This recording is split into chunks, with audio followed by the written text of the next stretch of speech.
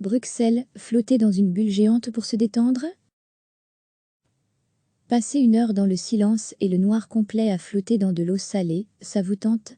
C'est en tout cas le principe de l'isolation sensorielle. Une technique de relaxation se développe de plus en plus à Bruxelles. Le but? Mettre en veille ses sens et ses muscles, et donc relaxer son corps et son esprit. Catherine est une trentenaire, comme beaucoup d'autres aujourd'hui. Une maman hyper occupée de 2 enfants, tout en devant jongler avec un emploi du temps très complet et un boulot prenant. Autrement dit, elle est toujours à la recherche de moments de détente. J'essaie d'avoir un bouton off sur lequel je pourrais appuyer de temps en temps. Un effet qu'elle affirme désormais ressentir en venant flotter dans les bulles géantes de Geoffroy Locher.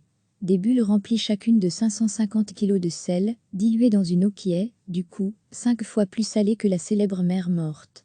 Cela signifie qu'on continue à flotter, quoi qu'il arrive. On ne fournit donc absolument aucun effort durant cette séance, ce qui permet aux muscles et aux articulations de se délier, et donc de se détendre naturellement, explique le patron des lieux. Ce sel, c'est en fait du sulfate de magnésium, aussi appelé sel d'Epsom. Le magnésium qui agit aussi directement sur le muscle en réduisant l'acide lactique. Ça, c'est pour le côté physique. Mais la technique permettrait aussi une détente de l'esprit. Il faut d'abord prendre une douche. Puis, on rentre dans cette espèce de caisson géant, plus grand qu'une voiture compacte. Et oui, la taille de 1,7 m de large sur 2,6 m de long doit permettre d'y faire tenir des joueurs de basket, puisque l'isolation sensorielle serait populaire auprès de plusieurs joueurs NBA aux États-Unis, indique le patron. Dans un bruit qui évoque une porte de navette spatiale, Catherine referme donc sa bulle et plonge pour 1 heure dans un monde de silence et de totale obscurité.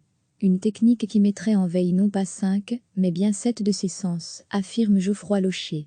Il y a bien sûr la vue, l'odorat, le goût, le toucher et l'ouïe, mais on joue aussi avec le sens de la perception de l'équilibre et le sens de la perception de la température. Pour l'équilibre, on le comprend facilement parce que lorsqu'on flotte sans effort, il n'y a plus de haut et de bas. Donc, le cerveau ne doit déjà plus gérer cela. Pour la température, nous avons réglé l'eau à très précisément 34,9 degrés. C'est exactement la température extérieure de la peau. L'air, l'eau et le corps sont donc à la même température. C'est cela qui fait qu'à un moment, le cerveau a l'impression que le corps flotte en apesanteur, et on ne sait plus vraiment où on est. 1 heure plus tard, ce sont des chants d'oiseaux diffusés légèrement dans le caisson qui font sortir Catherine de son état presque méditatif. On perd complètement la notion du temps, explique-t-elle. Pour ma part, parfois je m'assoupis, parfois je reste consciente, mais dans un état un peu second. J'ai même entendu d'autres utilisateurs qui parvenaient à un stade où ils avaient des hallucinations visuelles. Ils voient passer des choses qui n'existent pas. Moi, cela ne m'est pas encore arrivé, sourit-elle. Catherine qui affirme à la fin de sa séance s'être parfaitement détendue. Impossible à vérifier pour nous.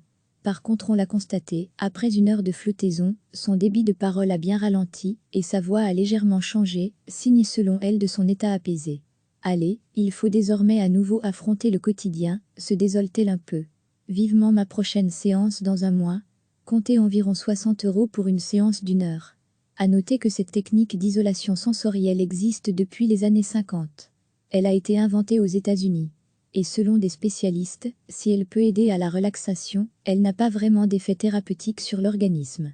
Recevez chaque matin l'essentiel de l'actualité. Cliquez sur s'abonner pour recevoir les dernières nouvelles.